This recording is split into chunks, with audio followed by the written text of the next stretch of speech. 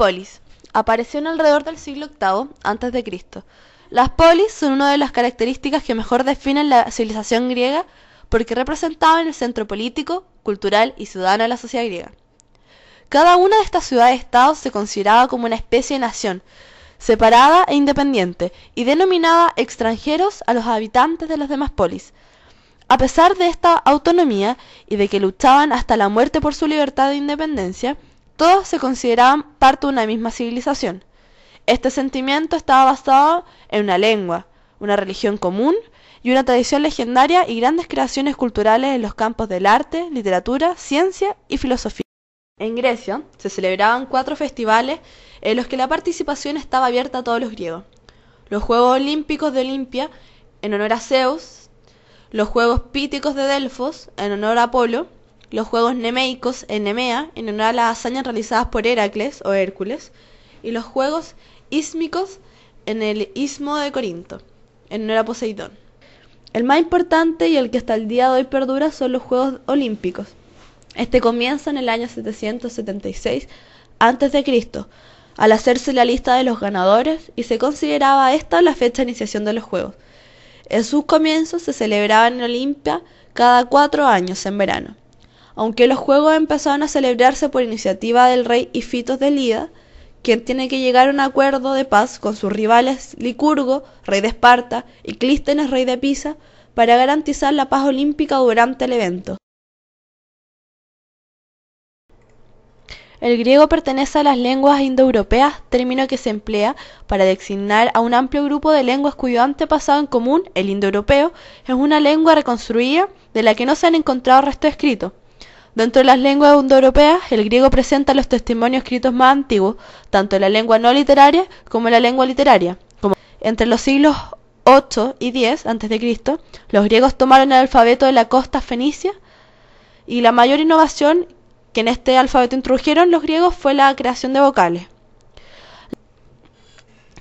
El género teatral es de creación griega, y el edificio que alberga el espectáculo también lo es. Todos los grandes teatros se construyeron a cielo abierto. El teatro griego nació en el Ática a partir de las danzas y cantos corales del siglo VI y V a.C., que se celebraban en primavera durante las fiestas en honor al dios Dionisio. Tespis, un poeta lírico que viajaba en carreta de pueblo en pueblo organizando las fiestas locales de cada polis, introdujo en el siglo VI a.C. el ditirambo, en el Ática. Los ditirambos de Tespis consistían en representaciones de textos literarios para bailar y cantar. En matemáticas sobresalieron Pitágoras, Tales y Euclides, y en la física Arquímedes, quien estableció la teoría del peso en los sólidos de entre los líquidos y creó máquinas que tuvieron aplicación práctica. En la medicina hicieron notables aportaciones a la fisiología y la anatomía, diferenciando las causas y los síntomas de la enfermedad. La filosofía griega. Condiciones que favorecieron el nacimiento de la filosofía en Grecia: el descubrimiento de la racionalidad y el poder de los conceptos, así como también el origen de la filosofía en el deseo del saber, como lo planteó Platón y Aristóteles, diciendo que este es innato en todos los hombres. Aristóteles dijo: todos los hombres están acudidos por un deseo natural de saber. El primer periodo filosófico es el cosmológico, que va de los presocráticos o antes de la llegada de Sócrates en el siglo VI hasta los sofistas en la primera mitad del siglo V, cuya principal preocupación filosófica fue la investigación de la naturaleza y la explicación de esta. Un filósofo ejemplar de este periodo fue Pitágoras. A este se le atribuye haber utilizado por primera vez el término filosofía.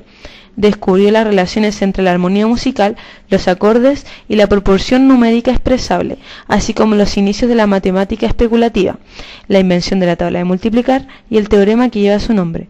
Fundó en Crotona una escuela inspirada en la doctrina de la metempsicosis, basada en las creencias de la inmortalidad y transmigración de las almas en reencarnaciones sucesivas. A esta escuela se le denominó el pitagorismo.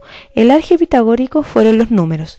Las cosas son números y los números son cosas. El segundo periodo filosófico fue el periodo de la Grecia clásica, el periodo humanista del siglo V, con un giro antropológico. Con la llegada de la Grecia clásica y su esplendor cultural y político se produce también un cambio en la especulación e interés de la razón griega. En este contexto aparece Sócrates y la escuela sofista. Sócrates y su filosofía. Lo que impulsó a Sócrates por el compromiso de la filosofía fue que el oráculo de Delfos le dijo a un amigo suyo que él era el hombre más sabio de su tiempo. Fue así que Sócrates concretó su método, el diálogo, que consta de dos partes: la ironía, en donde Sócrates interpela a su interlocutor para que éste experimente la necesidad de saber la verdad, y la mayéutica, en donde su interlocutor reconoce la verdad en su propio interior. La escuela de los sofistas viene del término sabiduría o sabio. Estos se interesaban por formar políticos, demagogos, en donde mediante la retórica pudieran captar el poder y el prestigio social en la vida pública. Otro periodo filosófico fueron los grandes sistemas o periodo epistémico-ontológico. En esta etapa incluyen una gran diversidad de temas como ética, antropología, política y cosmología. Los que más resaltan en esta etapa fue Platón. Entre sus obras más importantes se encuentra La República, en la cual elabora la filosofía política de un estado ideal, y el Teeto, el primer estudio conocido sobre filosofía de las ciencias. Fue fundador de la Academia de Atenas.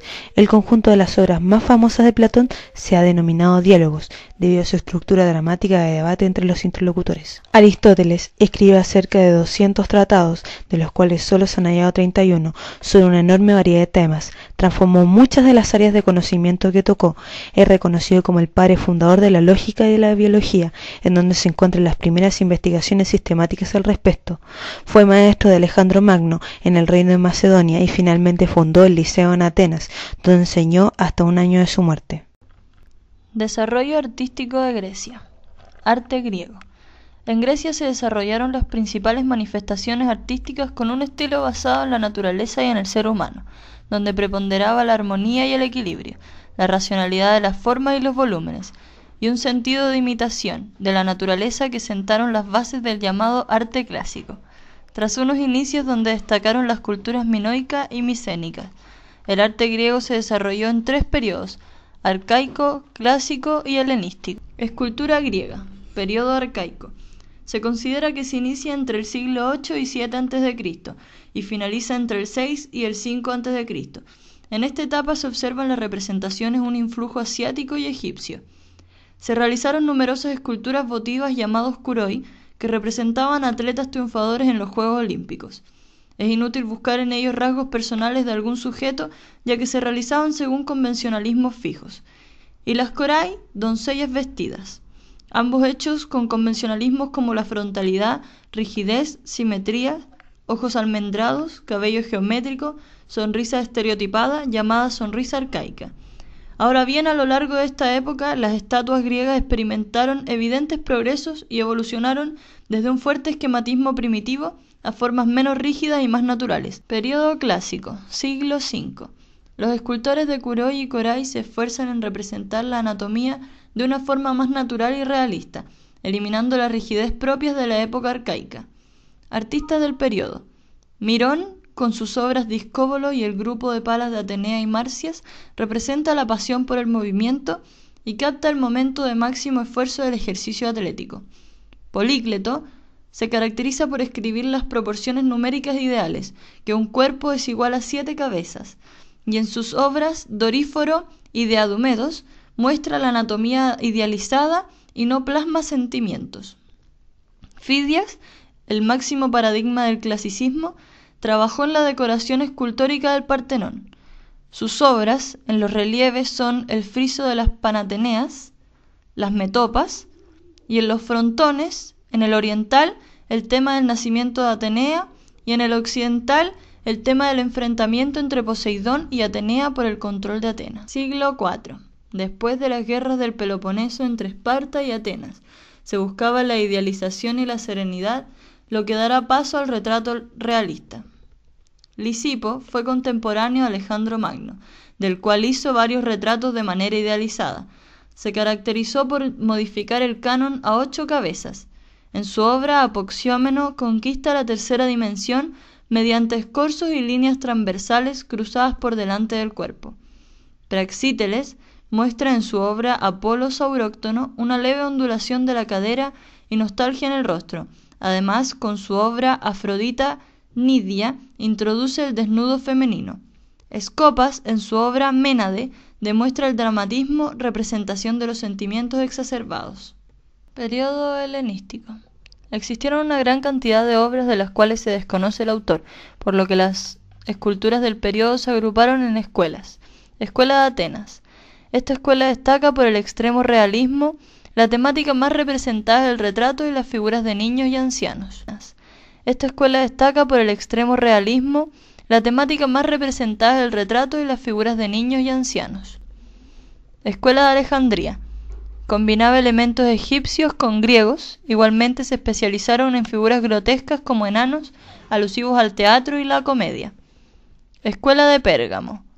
Los maestros esculpen momentos de gran dramatismo y sus figuras reflejan el dolor y el sentimiento. Escuela de Rodas. Continúa con la vertiente dramática, profundizando en la emoción del sufrimiento y acentuando el dolor.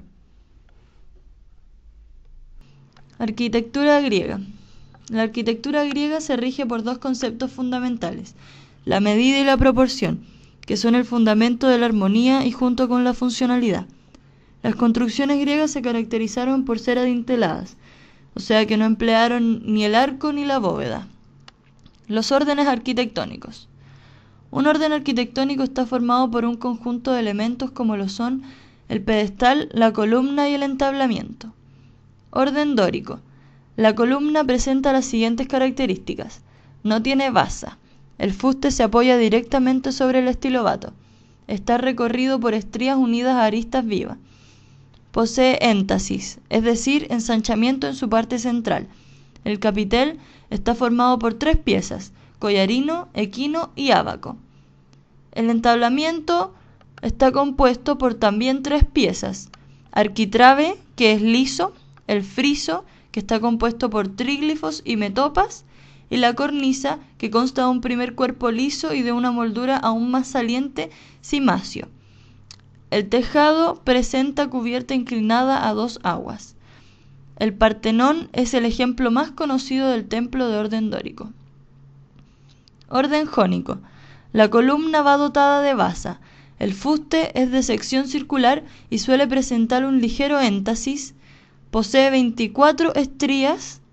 El capitel es el elemento más representativo de este orden y se reconoce por las 2 volutas o espirales con las que se adorna. Forma parte del equino, que se completa con otros ornamentos. El entablamiento está formado por el arquitrabe, que se muestra usualmente descompuesto en 3 bandas horizontales, superpuestas y escalonadas, el friso, que es una banda continua adornada con una sucesión de figuras en relieve, cargada directamente sobre el arquitrabe, la cornisa coronada por el alero, y el templo de Atenea Nike es el más reconocido.